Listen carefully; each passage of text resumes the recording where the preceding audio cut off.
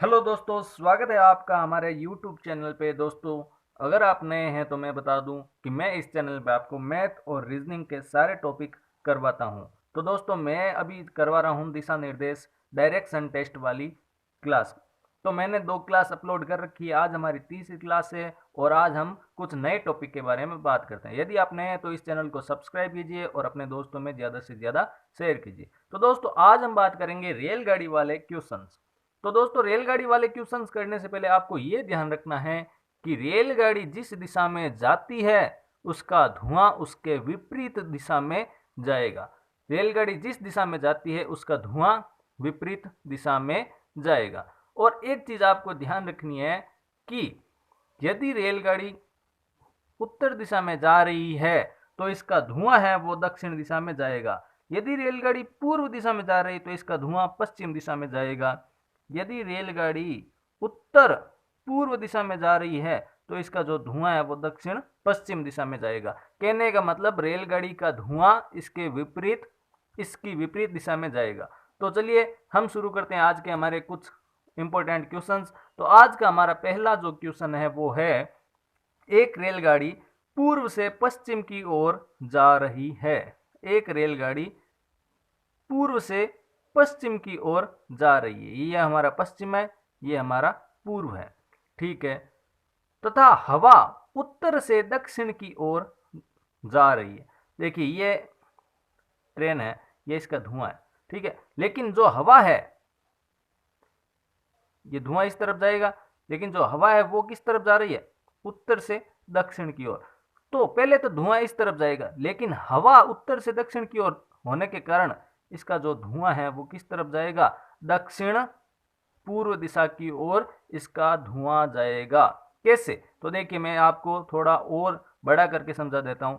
जैसे कि ये ट्रेन है, ये इसका धुआं है। ठीक है। धुआं तो इसकी विपरीत दिशा में जाएगा। ट्रेन अगर ऐसे जा रही है तो धुआं इस दिशा में जाएगा, लेकिन धुआं इस दिशा में जाएगा, हवा किस दिशा की तरफ? इस दिशा की तरफ है। तो धुएं की दिशा क्या हो जाएगी? ये तिरछी हो जाएगी। क्यों? क्योंकि दोनों की दिशा कब, एक तो ट्रेन के धुआं और एक हवा की दिशा। तो हमारा जो धुआं है वो उत्तर पूर्व दिशा में चला जाएगा। अब अगला क्वेश्चन करते हैं ताकि आपको और ज्यादा समझ में आ जाए। तो अगला क्वेश्चन है कि एक ट्रेन दक्षिण से उत्तर की ओर मुख करके खड़ी है। एक ट्रेन है जो दक्षिण से उत्तर की ओर मुख करके खड़ी है। मुख है इस साइड में, ये उत्तर, ये दक्षिण। ठीक है। तथा हवा पश्चिम से पूर्व की ओर जा रही है। तथा हवा है जो पश्चिम से पूर्व की ओर चल रही है। और जो ट्रेन है वो खड़ी है। तो समझ लीजिए, ये ट्रेन है, ये इसका धुआं है। और हवा किस तरफ है? इस तरफ। तो ये धुआं किस दिशा में जाएगा? जो धुआं है वो पूर्व दिशा में जाएगा, क्योंकि ट्रेन है वो चल नहीं रही है। तो धुआं तो सीधा ऊपर की तरफ जाएगा, लेकिन जो हवा है वो इस दिशा की तरफ जा रही है। तो हमारा धुआं किस दिशा में जाएगा? पूर्व दिशा में जाएगा। अब एक अगला क्वेश्चन है कि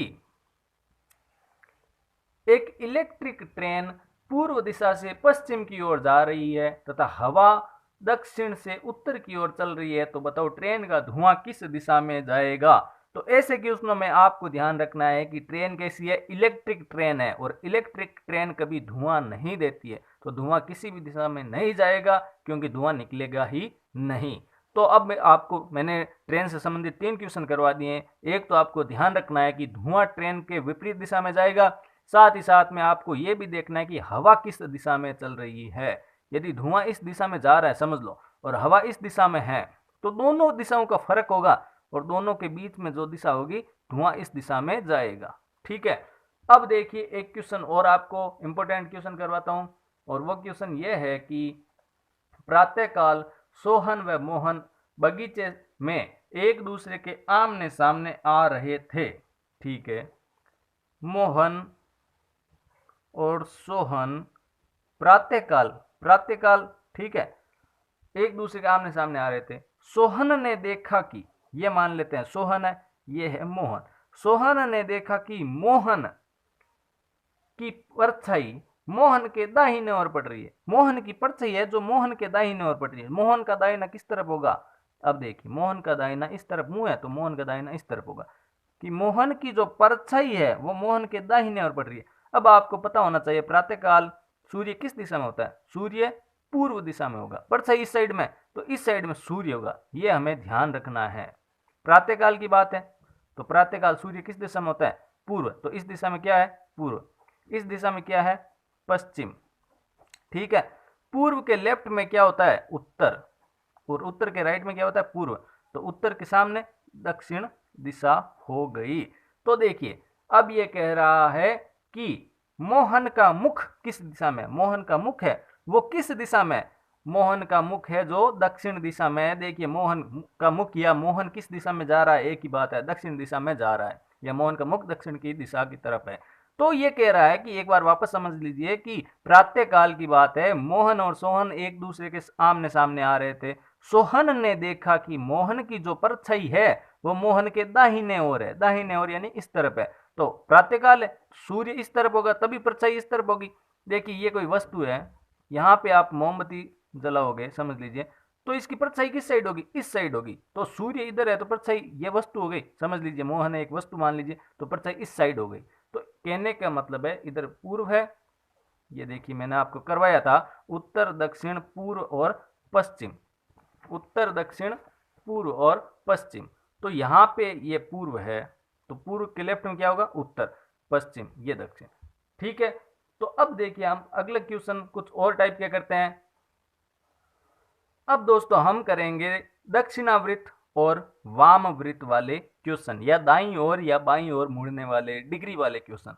तो आपको ये ध्यान रखना है कि ये हमारा एक वृत्त है, समझ लीजिए, कोई आदमी घूमेगा तो वो 360 डिग्री में पूरा घूमेगा तो घूम लेगा। तो यदि वह इस दिशा की तरफ उसका मुख है, पूर्व की दिशा की ओर, उसको अगर 360 डिग्री घूमना है, तो देखिए पहले तो ये होगा इसका 45, ये हो गया 90, और ये क्या होता है? 180, ये 180 डिग्री हो ना, 90 में 45 जोड़ोगे तो कितना हो जाएगा? 135 डिग्री। ये 90, ये 45, ये 180, 180 में 45 जोड़ोगे तो कितना हो जाएगा?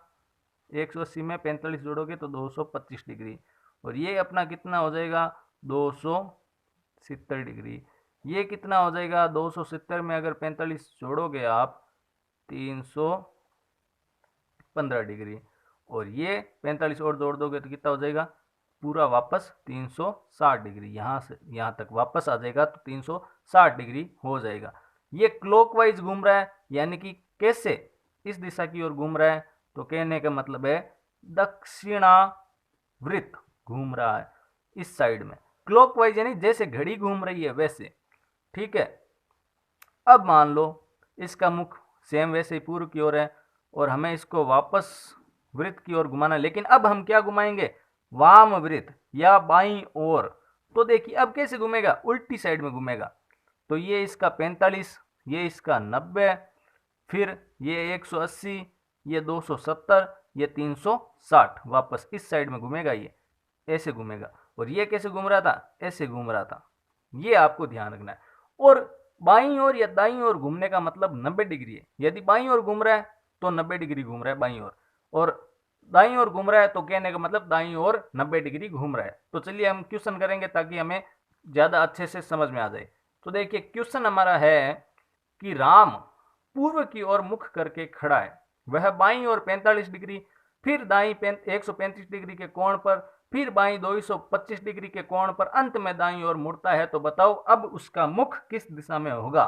तो ऐसे क्वेश्चन को करने के लिए आपको एक ट्रिक बताता हूँ, बहुत ही अच्छी ट्रिक है, आप 2 से 4 सेकंड में ऐसे क्वेश्चंस कर लोगे। तो देखिए हमें क्या करना है, यदि ऐसे क्वेश्चन आ जाए तो हमें एक तरफ लिखना है बायां या वाम वृत्त, एक तरफ लिखना है दायां। ध्यान रखना, जितनी बार बायां आए घूमना उतनी बार बायां लिख लो बाएं के पक्ष में, दायां आए तो दाईं ओर लिख लो। तो देखिए ये कह रहा है राम पूर्व की ओर मुख करके खड़ा है, ठीक है, वह बाईं ओर 45 डिग्री, तो बाईं ओर 45 डिग्री लिख दिया। फिर दाईं 135 डिग्री, तो दाएं पक्ष में 135 डिग्री, फिर बाईं 225 डिग्री, तो बाएं में 225 डिग्री लिख दिया। अंत में दाईं ओर मुड़ता है, दाईं ओर मुड़ना यानी मुड़ने के मतलब ही 90 डिग्री, और मुड़ना दाईं ओर, तो 90 दाईं ओर के पक्ष में लिख दो। अब इनको जोड़ लो, तो 225 45 होते हैं हमारे 270, 135 और 90 होते हैं 225 डिग्री। इन दोनों का अंतर निकाल लो, तो ज़्यादा किसके हैं, बाएं के। 270 में से 225 जाएंगे तो हमारे हो जाएंगे 45 डिग्री, और 45 डिग्री किस में मुड़ेगा, बाईं ओर, बायां ज़्यादा है। तो पहले इसका मुख किस तरफ था, पूर्व की ओर, और बाईं ओर मुड़ेगा इस साइड में 45 डिग्री, बायां मतलब इस साइड में, ऐसे उल्टा, घड़ी की दिशा से उल्टा। ठीक है, ये होता है उत्तर, ये दक्षिण, ये पश्चिम। तो अब ये कह रहा है इसका मुख किस दिशा में होगा, मुख देखिए, आप खुद देखिए, उत्तर और पूर्व दिशा में इसका मुख हो जाएगा, उत्तर पूर्व दिशा में इसका मुख हो जाएगा। तो अगला क्वेश्चन करते हैं, कुछ इसी टाइप का अगला क्वेश्चन है हमारा कि एक वृत्ताकार मैदान की परिधि पर प्रवीण दक्षिण की ओर खड़ा। तो देखिए, वृत्ताकार मैदान की परिधि के कहने का मतलब क्या है, वृत्त है ये, ठीक है, मैदान है जो वृत्ताकार आकृति है, परिधि का मतलब इस बाउंड्री पर, इस गोलाकार घेरे पर खड़ा है, प्रवीण दक्षिण की ओर खड़ा है। मुख है जो इसका इस साइड में, ये हमें ध्यान रखना है, क्वेश्चन में मुख इस साइड में। तो अब देखिए, फिर वह दाईं ओर 5/8 भाग चलता है, मुख इसका इस साइड में है, दायां किस साइड होगा, जैसा आपका होगा, अभी आप कैसे बैठे हो कॉपी लेके, उसी साइड में दायां यानी कि राइट साइड में 5/8 घूमता है। टोटल कितना बताया मैंने अभी आपको, 360 डिग्री होता है। तो 5/8 कर लो 360 का, तो 8 चौक 32, पीछे बच गए 4, 8 पंजा 40, 45 इंटू 5, 225 डिग्री ये घूमेगा ऐसे। अब आपको पता करना 225 कैसे, तो देखिए ये पूरा कितना हो गया 180 डिग्री ये, और 180 और 45 डिग्री और कर दो तो कितना हो जाएगा 225 डिग्री, ये कितना हो गया 225 डिग्री हो गया। और अब इसका मुख देखना है आपको, तो देखिए ये हो गया उत्तर, ये हो गया पूर्व, ये पश्चिम। तो इसका मुख किस साइड में है, इसका मुख है वो उत्तर पश्चिम दिशा में है, उत्तर पश्चिम दिशा में इसका मुख है, उत्तर पश्चिम दिशा। अब अगला क्वेश्चन है, एक बालक अपने पिता को ढूंढ रहा है, वह 90 मीटर पूर्व में जाकर दाएं घूमता है। ठीक है, 90 मीटर पूर्व में जाकर दाएं घूमता है, घूमने का मतलब क्या, 90 डिग्री, और घूमता कितना, दाएं। ठीक है, और वह 20 मीटर चलकर फिर दाएं घूमकर चाचा के घर, फिर दाएं मुड़कर अपने पिता को ढूंढता है, अपने चाचा के घर 30 मीटर चलता है, फिर दाएं घूमता है और 30 मीटर चलता है। ठीक है, उसके पिता वहां नहीं मिले, यहां इसको पिता नहीं मिले, और कह रहा है 100 मीटर दूर उत्तर दिशा में चलकर, अब उत्तर किस साइड में होता है, ऊपर होता है, 100 मीटर चाहता है, तो एक गली में उसको उसके पिताजी मिल गए। ठीक है, यहां उसको पिताजी मिल गए। आरंभिक स्थान से कितनी दूरी पर उसे अपने पिता मिले, इस स्थान से ये आपको दूरी बतानी है, सीधी दिशा ही बतानी है हमें, ऐसे ये जोड़कर ये ऐसे नहीं बताना है, सीधी दूरी बतानी। तो देखिए ये पूरी थी 100, 20 ये थी, ये भी 20 हो गई, तो ये दूरी कितनी बच गई, इधर बाहर निकालता हूं, ये दूरी है 80, और ये आपको याद करनी है, आपको पता नहीं। अब ये दूरी आपको निकालनी, तो टोटल थी 90, ये 30 है, ये 30 है, तो 90 में से 30 गई, कितनी बच गई, ये बच गई 60। अब देखिए ये पाइथागोरस प्रमेय आप लगाओगे तो ये हो गया हमारा कर्ण, ये ज्ञात कर्ण। तो कर्ण स्क्वायर बराबर होता है आधार स्क्वायर प्लस लंब स्क्वायर का रूट। आधार स्क्वायर 60 है, 60 का स्क्वायर होगा 3600, और 80 का स्क्वायर होगा 6400, और इसका आप रूट निकालोगे जोड़ के तो आ जाएगा 100 मीटर। तो ये हमारा आंसर निकल के आ जाएगा 100 मीटर, इन दोनों को जोड़ोगे तो 10,000 आ जाएगा, 10,000 का रूट है वो 100 मीटर होगा। तो ये हमारी जो दूरी है वो 100 मीटर हो जाएगी।